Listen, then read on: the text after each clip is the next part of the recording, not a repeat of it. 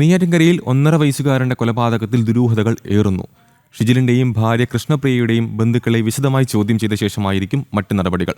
കുഞ്ഞിന്റെ മരണത്തിൽ ദൃക്സാക്ഷികൾ ഇല്ലാത്തതും കൃഷ്ണപ്രിയയുടെ മൊഴിയിലെ വൈരുദ്ധ്യങ്ങളുമാണ് നിലവിൽ അറസ്റ്റിലായ പിതാവ് ഷിജിലിനെ കസ്റ്റഡിയിൽ വാങ്ങേണ്ടതില്ലെന്ന നിലപാടിലേക്ക് പോലീസിനെ എത്തിച്ചത്. ഇഹാന്റെ കൊലപാതകവുമായി ബന്ധപ്പെട്ട് അറസ്റ്റിലായ പിതാവ് ഷിജിനെ നിലവിൽ കസ്റ്റഡിയിൽ വാങ്ങേണ്ടതില്ലെന്ന് പോലീസ്. ദുരൂഹതകൾ നിലനിൽക്കുന്നതിനാൽ ഷിജിലിന്റെയും ഭാര്യ കൃഷ്ണപ്രിയയുടെയും ബന്ധുക്കളെ വിശദമായി ചോദ്യം ചെയ്ത ശേഷം കസ്റ്റഡി അപേക്ഷ നൽകിയാൽ മതിയെന്നാണ് അന്വേഷണ സംഘത്തിന്റെ തീരുമാനം. ഷിജിൽ കൈമുട്ടുകൊണ്ട് വയറ്റിലിടിച്ചതിനെ തുടർന്ന് കുഞ്ഞ് കുഴഞ്ഞു വീണ് മരിച്ചതെന്നാണ് നിലവിലെ നിഗമനം. എന്നാൽ ഈ സംഭവത്തിന് ദൃക്സാക്ഷികളില്ല. കുട്ടി മരിച്ച ജനുവരി 16-ന് തങ്ങൾക്ക് ഒന്നും അറിയില്ലെന്ന നിലപാടായിരുന്നു ദമ്പതികൾ എടുത്തിരുന്നത്. എന്നാൽ 4-ാം ദിവസം കൃഷ്ണപ്രിയ മൊഴി മാറ്റുകയും ഷിജിലാണ് കൊലപ്പെടുത്തിയതെന്ന് പറയുകയുമായിരുന്നു.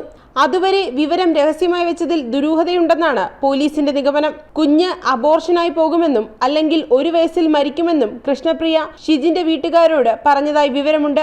മാർനല്ലൂരിലെ ഒരു പാസ്റ്ററാണ് ഇക്കാര്യം പറഞ്ഞതെന്നാണ് കൃഷ്ണപ്രിയ നൽകിയ സൂചന.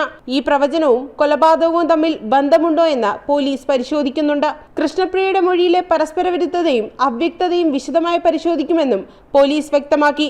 നിലവിൽ ഷിജിൻ ജയിലിലാണ്. ജനം, തിരുവനന്തപുരം.